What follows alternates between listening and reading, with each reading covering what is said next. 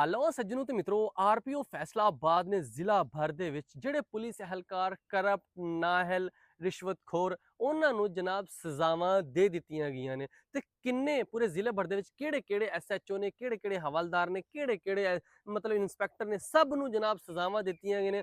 ਮੈਂ ਤੁਹਾਨੂੰ ਨਾਮ ਦੱਸਦਾ ਔਰ ਬਕਾਇਦਾ ਉਹਨਾਂ ਦੀਆਂ ਤਸਵੀਰਾਂ ਨੀਚੇ ਚੱਲਦੀਆਂ ਪਈਆਂ ਨੇ ਜਿਹੜੇ ਬੰਦੇ ਕਰਪਟ ਨਾਹਲ ਔਰ ਰਿਸ਼ਵਤਖੋਰ ਸੀਗੇ। ਸਭ ਤੋਂ ਪਹਿਲੇ ਗੱਲ ਕਰਦੇ ਜਨਾਬ ਫੈਸਲਾਬਾਦ ਐਸਐਚਓ ਥਾਣਾ ਸਦਰ ਜੜਾਂਵਾਲਾ इंस्पैक्टर आसम महेश इन्हों जनाब मुअत्तल कर दिता है पुलिस का एक कहना है। उस तो बाद गल करते हैं SHO city Gojra inspector Mohammad Sarfaraz ये भी मुअत्तल हो गए हैं।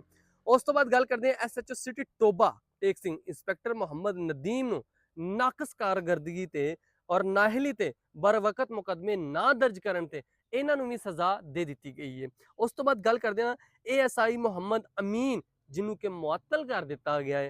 उस तो बाद गल करते हैं बद अनवानी नाअहली हरगिज़ बर्दाश्त नहीं होगी। ये RPO फैसलाबाद जिशान असगर का एक कहना वा फैसलाबाद जिन्हें भी पुलिस एहलकार है जिन्हें भी अपनी ड्यूटियां देंगे आ सारे नेक हो जाओ एक हो जाओ क्योंकि फैसलाबाद के RPO बड़े मुतहरक होए ने। और अगर कोई बंदा अगर आम शहरियों वास्ते भी मैसेज है कि अगर कोई पुलिस एहलकार तुहाडी गल नहीं सुनता तुहाडा कोई परचा नहीं कटदा तुहाडी कोई दरखास्त नहीं लैंदा तो फौरी तुसी RPO साहब के ऑफिस के कंप्लेन करनी है तो फौरी उहदा हल होएगा और फौरी उन्होंने सजावां होणगियां।